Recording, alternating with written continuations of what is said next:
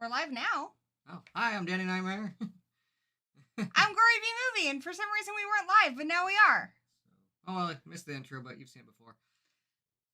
Last night, after your stream was over, we watched Children of the Corn. Yeah, we did. We probably should have just listened to some corn or something, because man, that was a movie.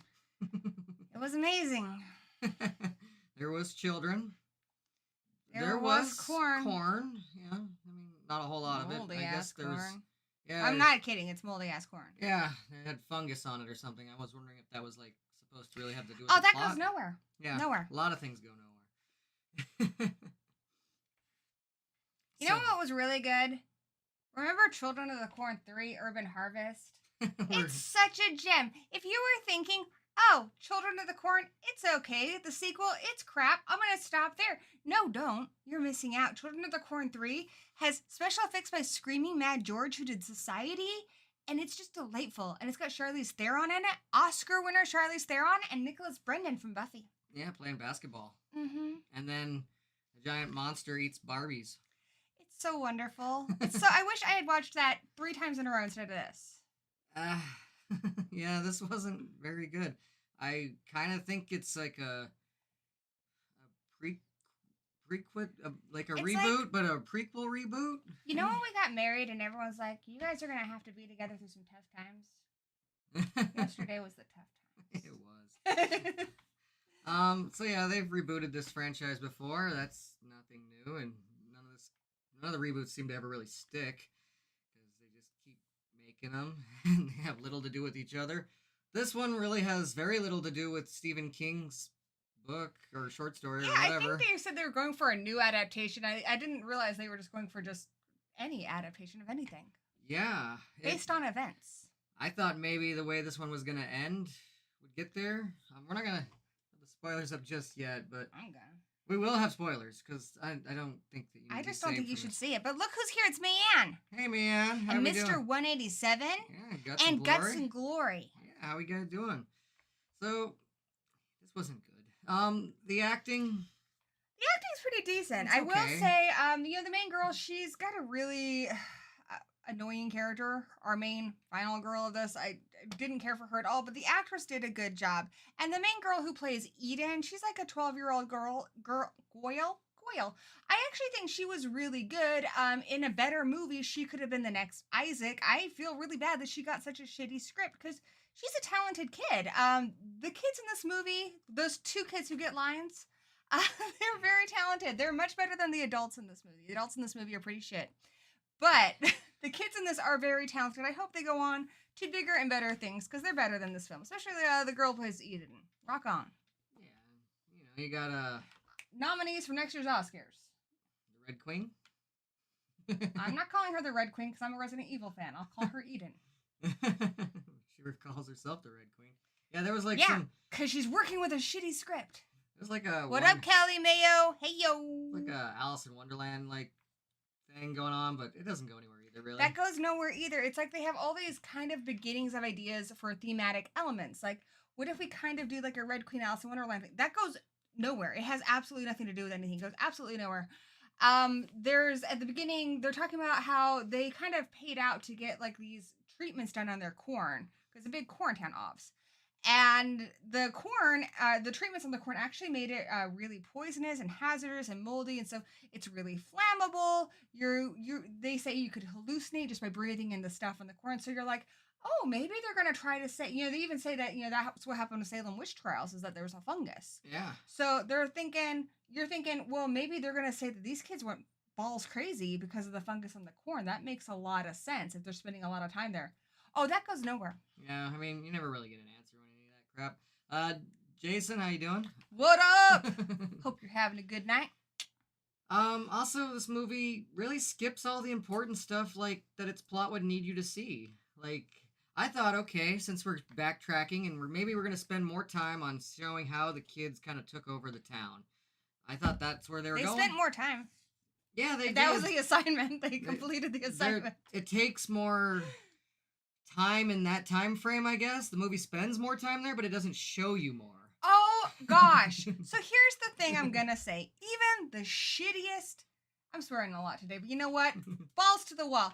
Even the shittiest Children of the Corn movie has at least one cool kill. I'm not a big fan of two. I love the kill where the lady at bingo is yeeted out on her wheelchair. Love that. Love it. Mwah. I hate Revelations. I kind of love the corn in the bathtub kill. Like, I certainly haven't forgotten it. Yeah. I watched this yesterday. I can't remember a single kill in it. And a good part of that is because everyone's off screened to death. You get a lot of body discoveries, and you're like, oh, I would have liked to know how they did that. But no, you're never going to find out. You'll see someone get killed with bats, but it looks really bad with CGI. You'll see someone get ripped in half, almost Art the Clown style, but also bad CGI. Oh, yeah, there's the bad CGI. It's really bad CGI, and it doesn't look good. You don't even get a good look at it. It reminded me of, like, those kills from The Killing Tree. When you see it, it's bad CGI, but there's a lot of times where, like, they'll find someone dead, and you're like, how did that happen? And you find somebody who's, kind of up like a scarecrow on a corn stalk, and you're like, oh, I would have liked to see how they did that. Yeah, they got Or there. there's a big plan in the beginning to kind of put the adults on trial because the kids, younger generation doesn't like the way that things are running in their town. And the whole plan's pretty much already done by the time we're able to see it. Yeah. And we never find out how it happened. Hi, Kelly. Hi, Connie. How you two doing? What up, Connie? But yeah, so I thought maybe since this movie was going to focus more on that. Oh, you forgot Rising Sun. Oh, What's up? Holy cow, what's up? So, yeah, you miss this trial. You miss a lot of the town's execution. The other adults are already in a prison cell that they're all crammed into there, and the only explanation is the little girl who's in charge. She has about 4 slightly older boys, and 2 of them have bats and 2 of them have chainsaws. I guess those 4 kids managed to rally all those adults into that cell somehow. I would like to have seen how that could have happened. But nope. Too hard to make it realistic, I guess, and write a good... Making movies is hard. Yeah, we're just... It is hard. I don't mean to be flippant. It actually is really hard. It is. But this one just... I honestly... A lot of times these kind of movies, because it's an IP, and the studio wants to keep the rights to the IP, and I do know something about this. I have a cousin who's a screenwriter, and he has worked on a few IPs, namely Texas Chainsaw Massacre, and one he doesn't want to talk about, George Romero's Night of the Living Dead. And if you think, a lot of times you watch, I don't know how many screenwriters are on this, but there's usually a lot more than you see. Because somebody will work on it and then they might quit or they find somebody else and it gets passed over. And so it will retain maybe 1 or 2 elements from each of those people as it gets bounced around. And eventually it whatever message was initially there, it gets muddled. Like, for instance, I'll give you an example. My cousin was one of the beginning writers on the Day of the Dead remake, the really bad one, Bloodline. And his initial idea was with Bub, like, what if he kind of retained who he was, kind of like in the other Day of the Dead remake, because there was somebody he really cared about and helped him keep his humanity. It bounced to another writer, and they're like, no, this guy's like a stalker. And he's like, yeah, no, I'm done. I don't want to be a part of that. So it's kind of an example of how these things happen. I don't know if that's what happened here, but the output feels like that. It's also possible the screenwriter just really had no direction. Yeah, I don't know. It felt like too many cooks spoiled the broth, but I could be wrong. I don't know who was making this corn soup, but it turned out to be corn shit. Corn soup? And it had been corn shit. Cornwallis. Mr. It was son. not amazing. It was corny. No, it was very corny. I was looking forward to it. I heard that you get to see He Who Walks Behind the Rose. We won't tell you exactly until we get to the spoilers, but you do get to see it. I'll tell you that much for now. You're not going to be happy with it, probably. I wasn't. That's about it. Kind of missed the big worm from the original, the big Tremors worm. Okay, it's got Kurt Wimmer here as a writer, and Stephen King. Obviously, Stephen King didn't write; it's just based on his work. So, yeah, maybe Kurt Wimmer just has no direction. I don't know. Possibly he got handed this project though after some other stuff. Who knows? Sometimes we don't know. I mean, names aren't always. I will say Kurt Wimmer, who also directed this, also wrote the Point Break remake. So he also, goddamn, he also wrote the Total Recall remake. So, honestly, he's kind of got a bad batting average. Yeah, on his remake writings. Oof, stiff, brother, a stiff. Yeah, this was not an easy pill to swallow. I put this movie on trial by fire. So I'm gonna go ahead. I don't think I have a kill it by fire button, but we definitely have a skip it button. Let's push that for at least what I can say for now. I probably would Make more buttons. Yeah, I probably would kill this with fire though, to be honest. It's low on the franchise, and this franchise has got a low bar to begin with.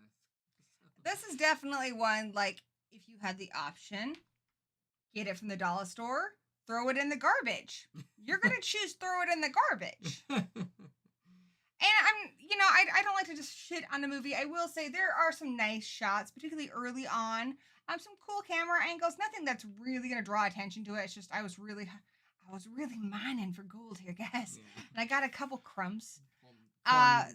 Mostly it's the script is god awful and the effects are terrible. And on top of that, like I can forgive those things if they at least put their all into trying to deliver on the horror. You don't really see anything. Anything you do see is far away and is CGI. So nothing was scary. It's not funny, it's not scary, it's not entertaining, it's cringeworthy. It's really a bad time and not the kind of bad time I like to have. And for whatever reason, there's like a lot of effects that, obviously, like I said, CGI, so they did it in post. But before you see those effects, I'm like, there gonna be a dinosaur coming up? Like, you hear a dinosaur? Oh my goodness! They steal the whole raptors in the like cornfields from the Lost World, where you like see those things moving, and you hear dinosaur roars.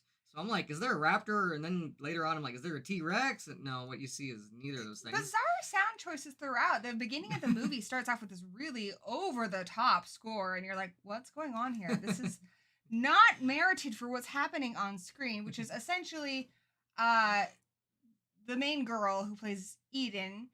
She's part of a children's home. Like, she lives with other children in a home, like an orphanage. And she is the only survivor after an accident happens and everybody she lived with was gassed. So you're like, okay, they're going to try to give her like a motive for why she's doing all this. But then, like we said, there's also the fungus. There's so many other things that if there was a message in there, it got lost in the candy corn. Yeah.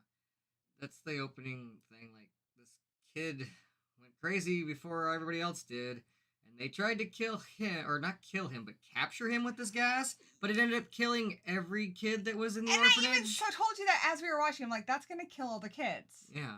And then just other things, like, I'm not even a big Mythbusters person. I catch occasionally an episode, like when they did the Titanic one, because I'm like, I don't know, see what's up with that. Yeah. Share that door. Can they share that door? They could have. Take a little I occasionally tune in, but I do know that Mythbusters has covered, and it's kind of like a well-known fact now, that you can't start a fire by putting a cigarette into gasoline that's just been laying on asphalt. It's just not going to work. Yeah. Even with a pool of gasoline, I don't know if that would work, but definitely stuff that's just been soaked into the concrete, it's not going to light, and that's a big part of this movie. It's so bad, guys. It's so bad. No, how bad is it? On Mythbusters, they had a little pool of gasoline. They threw a cigarette in it, and it just put out the cigarette. Because it's so liquidy. Yeah. But you couldn't, you can light a pool of cigarette, but you would have to sit there and try to light it until eventually, poof. Like, I would rather get a root canal while listening to that yummy, yummy, yummy, I got love in my tummy, and being smacked on the foot by a pigeon with clubbed wings, than watch this movie again. Yeah, this movie... Is that a little too specific? Let's go ahead and just throw up them spoilers. We're gonna go into detail about what we hate. Why we hate it. Shoot. You've been warned if you're really looking forward to seeing this. But it's not good. Alright, so... Hey, Mummy, B-Movie and Zigmar here. So, yeah, this girl... She doesn't want her town to give up on corn, even though she's moved on and gone to college, and her little brother's like, well, I suck at school. Back up a little bit. So there's two very big different generations amongst the children, kind of like in the other one. Like, there's Malachi and the older kids who are nearing 18. One of them's getting ready to go to college. She's really smart. She's got like a ride set up to go to school. She does have a little brother, and she is worried what's going to happen to her town because they rely on the corn industry, and that's been belly up since the fungus kind of took over everything. So they find out from the adults that the adults' plan on fixing it is instead of healing the corn and bringing back the industry, they're basically paying to have the cornfields destroyed. They'll get like a tax break. And she thinks that's a short time fix that'll help them, but what about future generations? And then all the little kids who are like 7, 8 years old, they're like, yeah, don't we get a vote? And it's like, dude, 7 or 8 year olds really give a crap about what their town's industry is. I think they might care if like they knew their mom or dad would be out of a job. But even then, I just feel like the way they're talking about it, it's written like adults. It's not written like how children talk. Yeah. And the one girl pulls it off enough because she's not a bad little actress, but all the other kids that get little bit parts, I don't. Like, nobody in this also, like I said, there was like 2 slightly older kids than her, but barely. Like, they still look like they're 10 with baseball bats and chainsaws. I'm like, how did they, like, take over this whole town? She's making kettle corn out of shit. Yeah. That's what she's doing. She is doing a great job. Little lady, what's your name? I don't know your name. I'm going to look it up, though, because you did such a good job. What is her name? Kate Moyer. You're a talented young lady. I don't think you watch the show. You know, you shouldn't. You shouldn't because you're underage. But talented young lady. Keep nothing acting. Against you. You deserve better material. Hope you get a better movie next time. Yeah, it just sucks, and it makes no sense. They're so invested in what the town's gonna do, that they just have a trial. Apparently, we don't get to see, and they. Well, it gets complicated. Even when they're just trying to explain it, it gets complicated because that doesn't. Essentially, what happens is they all have this town meeting, and the kids are all like, well, we should get a vote. And the kids are all against getting the tax break. The adults are all like, yeah. And they're really cartoonishly written. And the actors portraying the adults do a poor job with the exception of the main girl's father. They're all pretty terrible. Not a lot of talent here. So amongst the adults. Kids, the problem with the kids is we have 2 kid characters and nobody else really gets any lines or even has a name. So it doesn't even feel like children of the corn. It feels like a child of the corn and a teenager. But that's a story for another day. Anyway, so the teenager who's about ready to leave, her decision she talks to the other teenagers about how to stop this is she's going to humiliate the adults. She contacts a big city newswoman and says, hey, we're going to do a mock trial. We're going to like tie up their hands and everything, and you're going to broadcast it. And through humiliation, we're going to get them to do the right thing. Because obviously, she doesn't have any real power. Yeah. But she's hoping if they basically get them canceled, that they can affect some kind of change. Something like that, but it doesn't go that way. So, yeah, then we finally get to see he who walks behind the rose. And he's just a big CGI transformer looking. Well, even that's really confusing. So, the trial goes poorly. She basically relies on the little children who are already acting really weird to do stuff. And they just are like, but why not murder? Yeah. Why not murder? So her plan doesn't go out. And then she realizes she's in way over her head because these kids are super murdery. So she's like trying to convince the kids because they believe in he who walks behind the rose. And she's like, right. So she's like, yeah, release everybody into the corn. And then you see that there is an entity out there. It is we're in spoilers. It looks like a big CGI shitty Groot. Yeah, somewhere between like Groot and Megatron from the new movies. Swamp Thing? A little bit? It's green. It's green. It's supposed to look like corn leaves or something. Yeah, it's corn. It's made out of corn. It just looks. It's corny. It's very corny, and it's really bad looking. It's just.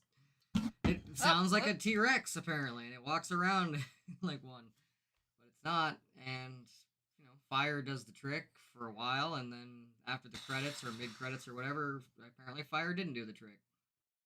Sequel? So bad. It's so bad. It's so bad.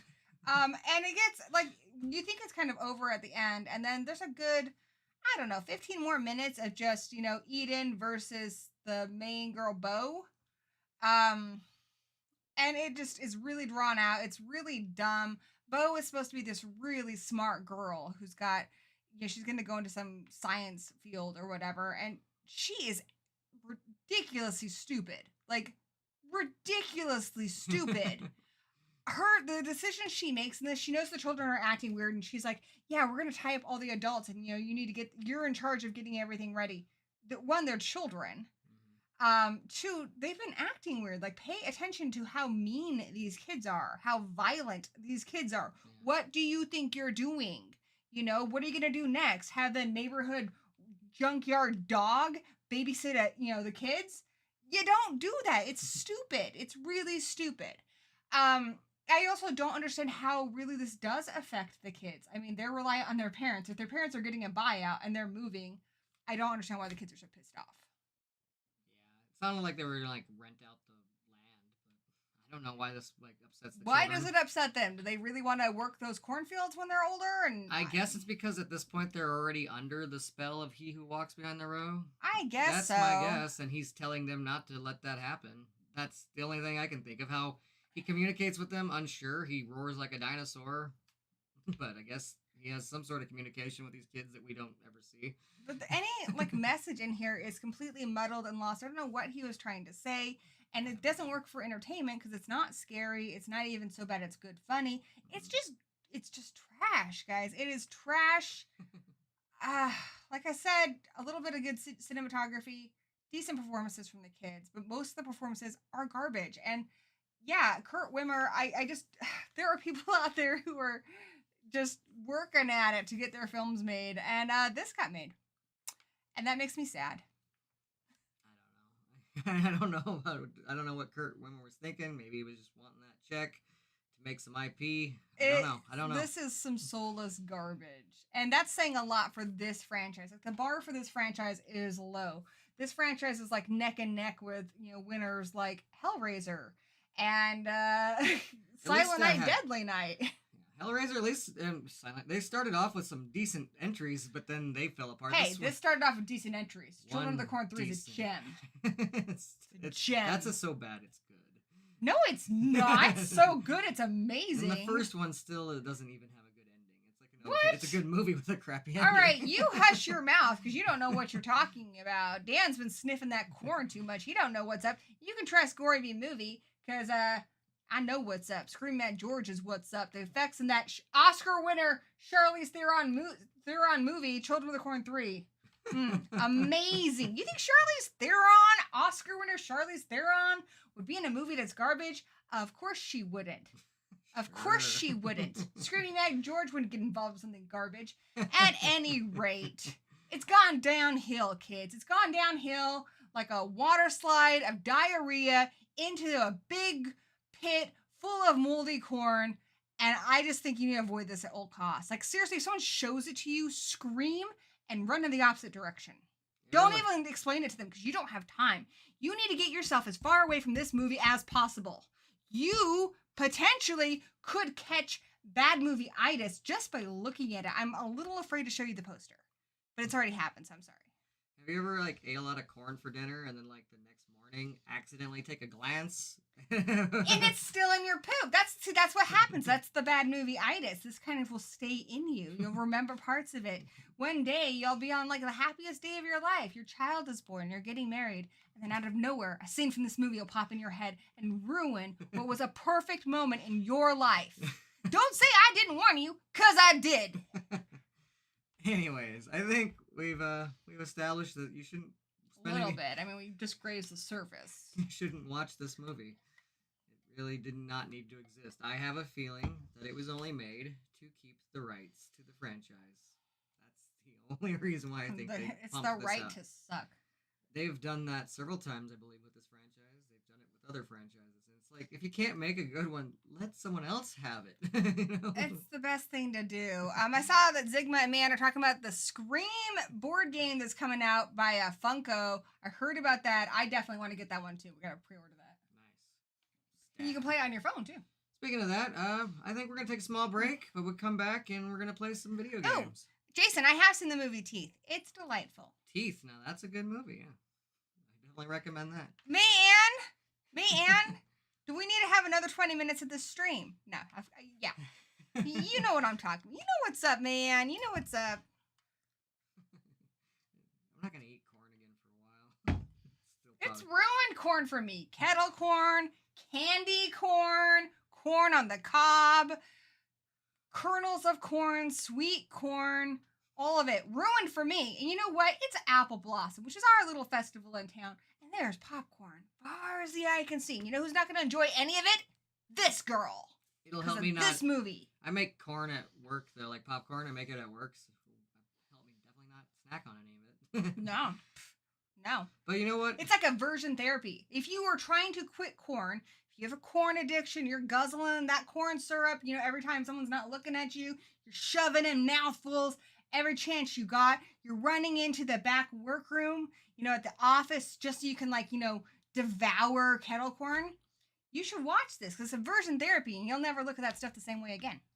I mean, it was awful in its own right, but I'd probably watch Sharks of the Corn again before watching this. Oh, that always had that great line, "Have a grenade, bitch!" And then there was like a Bigfoot thing in the ending. I liked that. Yeah, that was funny. At least that embraced how silly and stupid it was. That's actually what I wanted. Like, from now on, if you're going to make another Children of the Corn movie, make it funny on purpose. Make it actually funny. Have Orville Redenbacher be the guy who walks beyond the road. You know, the popcorn guy, have him be the guy. Do you guys want, I don't want to end on a negative note. I don't want to end on a negative note.